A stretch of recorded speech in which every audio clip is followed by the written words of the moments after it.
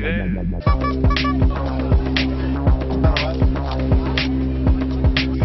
Al ver que el gobierno cubano.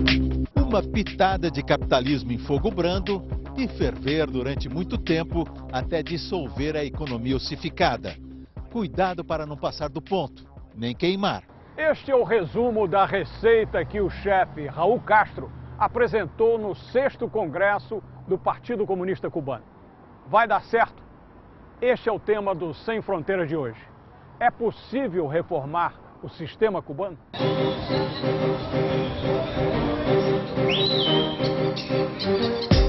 Não é hora de zombar com frases do tipo "eu disse que não ia dar certo". É hora de aplaudir as concessões capitalistas em Cuba. Vieram tarde e após longo sofrimento da população, submetida há mais de 50 anos a um experimento político que, ao final, não deu certo. As reformas pretendem reduzir o papel do Estado na economia e encorajar o empreendimento particular. O governo está dando permissão a 250 mil cubanos para eles virarem autônomos ou abrirem pequenos negócios, alguns com liberdade para contratar trabalhadores. Prática abolida após a Revolução de 59. Cuba, portanto, terá patrões e empregados, como qualquer país capitalista. Hoje o Estado emprega 85% da força de trabalho a um salário de $20 por mês, compensado parcialmente pelos subsídios aos alimentos, à saúde e à educação. À medida que o capitalismo avançar na economia, esses subsídios serão retirados. Pelos planos, até a famosa caderneta de racionamento, criada para garantir bens mínimos aos cubanos, deve desaparecer para dar lugar a uma espécie de Bolsa Família. Os pequenos negócios são realmente pequenos, como o comércio de DVDs piratas e barracas de venda de comida. Mesmo com horizonte limitado, os novos empreendedores aumentarão sua renda e o Estado vai coletar impostos. Essa invenção egípcia de 5.000 anos que os irmãos Castro tentaram eliminar sem sucesso. As alíquotas vão de 25% a 50% do ganho. É de se esperar que em algum tempo os cubanos passem a reclamar da carga tributária, como em todo país capitalista que se preze. Outra concessão importante é a promessa de legalização da venda de casas e automóveis, para acabar com o mercado negro. Hoje, por lei, é possível trocar uma casa por outra, mas não vender. E os únicos carros que podem ser comercializados são os fabricados antes da Revolução de 59.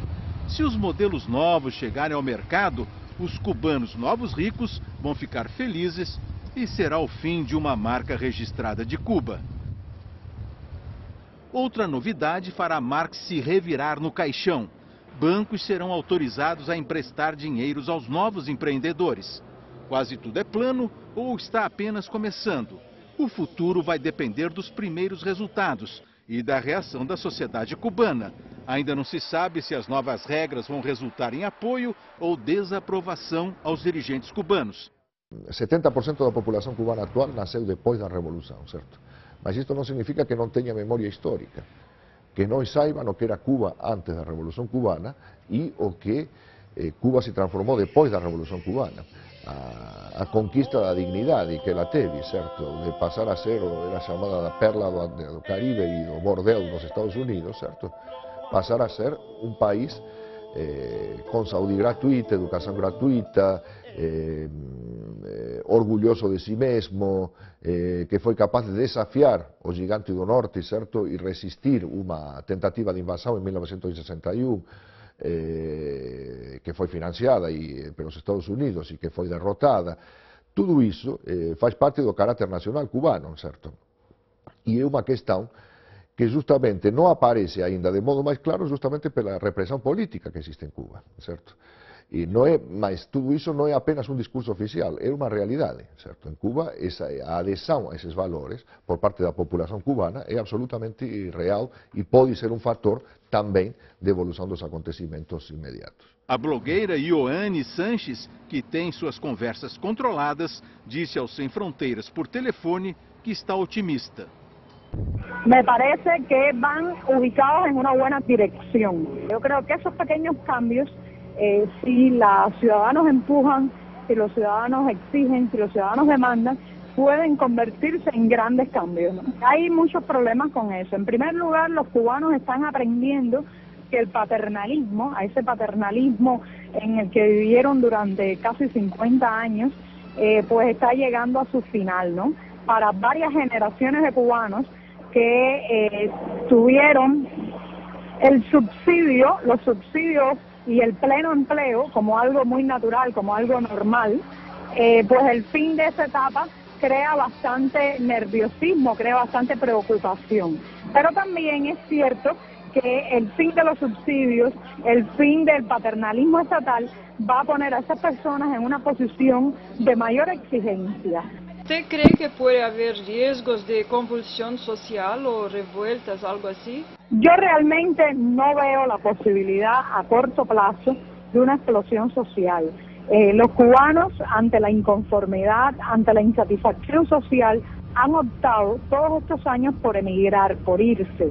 Ahora mismo, casualmente hoy, yo estaba en trámites para viajar fuera del país y es increíble la cantidad de personas que hay en los consulados esperando por irse de este país. O sea que la explosión no se va a dar hacia adentro, sino en todo caso hacia afuera. El papel del ejército desde el punto de vista económico. Los militares son los directores de joint ventures, tienen participaciones en las empresas. Me pergunto... Ioani? A ligação caiu e não conseguimos Olá. mais falar com Ioani. Ioani, vai direto para a caixa postal. Mas em Nova York, o cientista político Christopher Sabatini responde. Over, by and large, the generation of political leaders now in control were people who have been with the revolution from the beginning. And most importantly, there were also, many of them came from the armed forces, which represents about 2/3 of the economy. In other words, these are people who are very much tied not just to the ideology of the revolution from 1959. They're increasingly tied, because of the control of the armed forces over the economy, they're also tied to the way of doing business in Cuba over the last 20 years, which is having the armed forces involved in mining, in tourism, in export, which very much limits the scope for these sorts of reforms as they were announced. So it seems like very little is going to change. I think there'll be some. I think it'll be very little, but it's not insignificant. There'll be no For Cubans, I mean, for people. Yeah, I think what does change is this, is that at a fundamental level for individual citizens, what this announcement has done, is actually grant people the idea that they can own the fruits of their labors. This fundamentally contradicts Karl Marx. And so this idea, this is huge, right? And this is huge. Talk Philosophically, it's huge when we talk about Cuba, because it really has represented, I think, a crack in sort of the socialist ideology and rhetoric of the revolution. So it's necessary in your view? It's necessary, and it creates political space. What it does mean, though, it does not mean dramatic economic reforms, and it does mean, I think in many ways, it creates a challenge for this revolution to renew itself over the long term because of the lack of leadership turnover. So it's a big step? It's a step philosophically, it's a minor step, and I think for Cubans, it's a disappointing step.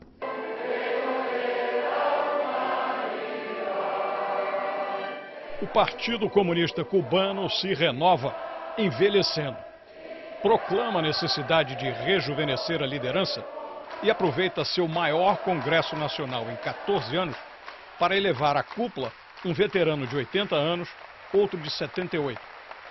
Sangue novo. Bem verdade que o veterano de mais influência, Fidel Castro, 84 anos, cedeu o posto de secretário-geral do partido ao irmão Raul, que faz 80 anos em junho, e dá as ordens no país desde quando uma doença quase matou Fidel, em 2006. Fidel es Fidel y no precisa de cargo alguno para ocupar siempre un lugar cimero en la historia, en el presente y en el futuro de la nación cubana. O ex-líder máximo se limita hoje a dar palpites sobre tudo, em longos artigos que escreve na imprensa oficial. No Congresso recém-encerrado em Havana, Fidel entregou formalmente o posto que ocupou por quase toda a vida no comando do partido e de Cuba.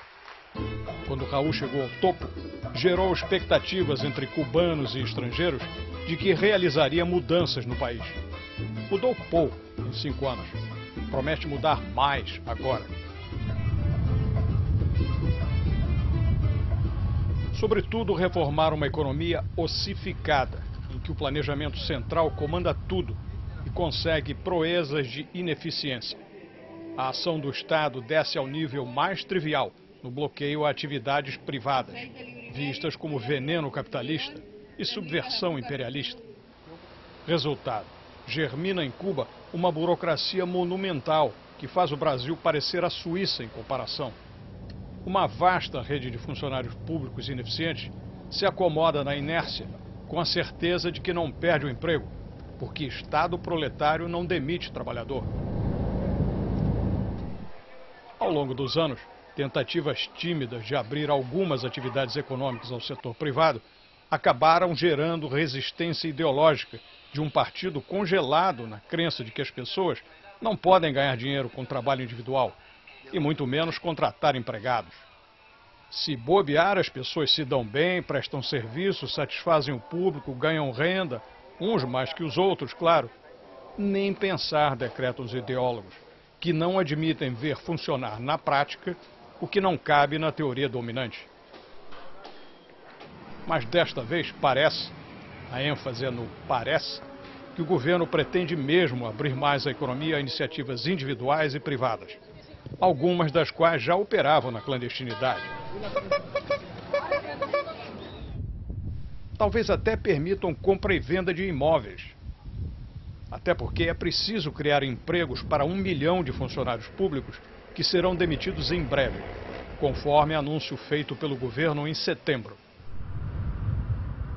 A blogueira na oposição, Miriam Celaya, disse por telefone que, por enquanto, os cubanos de Miami devem ficar fora do programa de aceleração da economia. Mira, los cubanos de Miami podrían tener un papel importante en mejorar la economía cubana, por supuesto, porque hay grupos de cubanos en Miami que han tenido éxito en sus vidas económicas, que disponen de algún capital para invertir. Pero bueno, el problema radica en que el gobierno cubano se niega a darle participación a esos cubanos. El gobierno, en primer lugar, prefiere darle participación a capital extranjero dentro de Cuba, de procedencia de otros países, lo mismo sea de China, del propio Brasil, yo creo que incluso de Estados Unidos, antes que darle esa participación a los cubanos de Miami. Hasta ahora se ha negado y todavía no hay ningún signo de que eso vaya a cambiar. How do you think it's going to be possible to open this economic model, since Cuban leaders have said that all efforts to modernize the economy must be in line with the socialist principles of the country's revolution?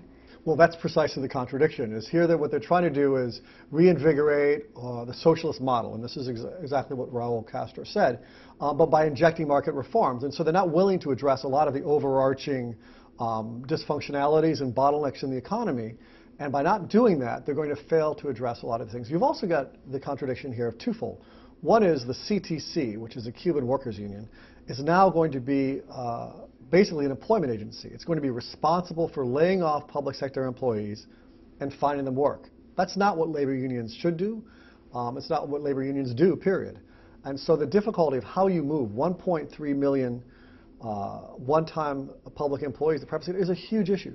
But second of all, there's a huge contradiction here too, because there's a sense that you can create entrepreneurs, somewhat of a naive idea in a socialist economy. But of course, who do you lay off? When you lay off public sector employees, you lay off the most incompetent, the laziest, or whatever.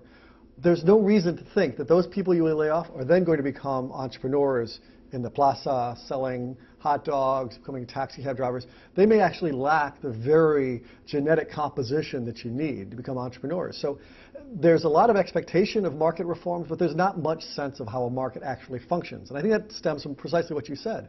The idea that this is a socialist are trying to reform along a market economy way without changing sort of the socialist mindset. So it's not about liberating the economy, right? How would Not you at all. describe that? I would describe it as just basically opening up a few fissure points, a few openings within the economy to allow for self-employment. It's also in many ways the legalization, expansion of the black market economy that already existed. There already were provisions for small farmers to be able to produce and sell in markets. There are already allowances for small restaurants and for barber shops and those sorts of things. What they've basically done is legalize that and expand the scope for its operation. But that's not liberalization. That's just basically a recognition that the economy doesn't work and that there's a certain level of a black market, subterranean economy that has existed and allowed people to be able to survive. O Congresso em Havana agora seria a ocasião para aprovar medidas nesta direção, após vários meses de consultas populares e coleta de sugestões por todo o país. Mas conforme a prática habitual de transparência à moda cubana, nada foi divulgado sobre eventuais decisões do partido a portas fechadas. No sabemos, no se ha publicado en ningún tabloide ni se ha difundido cuáles son los acuerdos, los famosos acuerdos del Congreso. Nadie sabe cuáles son esos acuerdos. O sea, la gente ha aprobado, en este caso el Congreso aprobó unos acuerdos que la población desconoce. Por tanto, la población habla más de la telenovela que está circulando por la noche, que se está pasando por la televisión, que del discurso de Raúl Castro. Socialismo y no permitir jamás el regreso del régimen capitalista. Velhos reflexos de segredo custam a desaparecer, sobretudo entre um dos últimos partidos comunistas do mundo que ainda defende o comunismo. Exceção feita aos norte-coreanos, claro, que também ainda agem assim, quando não estão ocupados passando fome em seu paraíso proletário. Chineses e vietnamitas já optaram há muito tempo pelo comunismo light. Deixam o partido com este nome prosseguir em marcha lenta na política, enquanto por baixo a economia de mercado corre acelerada, gera emprego, cria riqueza. Toda uma série de modelos são apresentados para fazer uma prospectiva do que vai acontecer em Cuba. A transição soviética de 89 e 91, as recentes mobilizações no Egito, a transição chinesa, a transição vietnamita, mas o que vai acontecer em Cuba vai ser uma coisa diferente de todas elas. Vai conter elementos de tudo isto, mas vai ser diferente. Principalmente porque um grande ator, que é a mobilização popular, que é a participação, certo, da população cubana, não está visível até agora, certo? Não pesa nem como fator político nem como fator econômico, certo? No máximo, as pessoas expressam opiniões em favor ou em contra das medidas que estão sendo adotadas a título individual para jornalistas estrangeiros, por aí, mas não há nenhum movimento popular que esteja pesando na escolha das decisões econômicas. Clearly, Raul Castro is trying to imitate the Chinese model and the Vietnamese model. In fact, by precisely allowing this sort of limited political space to occur in economic space to sort of reinvigorate the economy. The problem is severalfold. First of all, Cuba is much smaller. Cuba is a country of only 11 million people, so there isn't that much space for any sort of economic activity to occur as occurred in China. China's huge geographically, it's also huge population-wise. In the case of China, also what you had was limited efforts to try to open up to foreign investment and allow for foreign-owned companies to be able to operate in Cuba. That does not exist in Cuba. In Cuba, according to law, there are severe limits on the activities of what foreign companies can do inside Cuban investment, most common of which is joint ventures. I was just reading today that some analysts are really predicting that the plan intends to adapt the economy to future Chinese investments. What do you know about the Chinese investment in Cuba right now? Most of them have been in areas where they're exploring with Cuba the oil off the Cuban coast. They've been very active in a number of mining sectors. Their electronics industry, actually, a lot of the cell phones that are being sold in Cuba right now are of Chinese manufacture. Even generators, they have a huge market inside, for what it's worth, inside Cuba. O caminho que os dirigentes cubanos querem tomar é exatamente o mesmo caminho que os chineses tomaram. E isso é mais ou menos declarado, é bastante explícito. Sim, e isso tem chance de sucesso?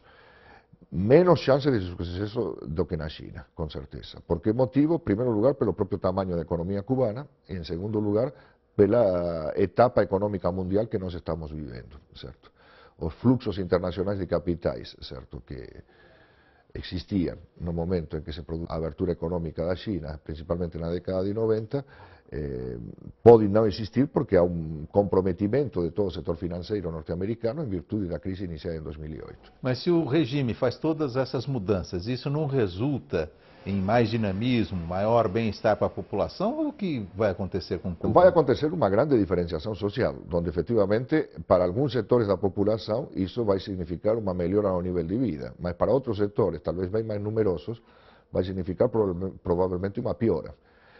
E, portanto, a criação das condições típicas do capitalismo. Quais são as condições do capitalismo? Que haja uma massa de pessoas que se veja obrigada a se desempenhar como trabalhador assalariado, a criação de uma força de trabalho livre. Agora, não está escrito em parte alguma que o capitalismo é sinônimo de democracia, pluripartidarismo, porque o capitalismo é um sistema econômico, certo? Ele pode existir com ditaduras e com todo outro tipo de governo, certo? Então, nós poderíamos ter, e essa seria a intenção, uma restauração capitalista sob controle de um governo sem nenhum tipo de pluralismo político e controlado por um partido comunista ou, principalmente, no caso cubano, pelas Forças Armadas, certo?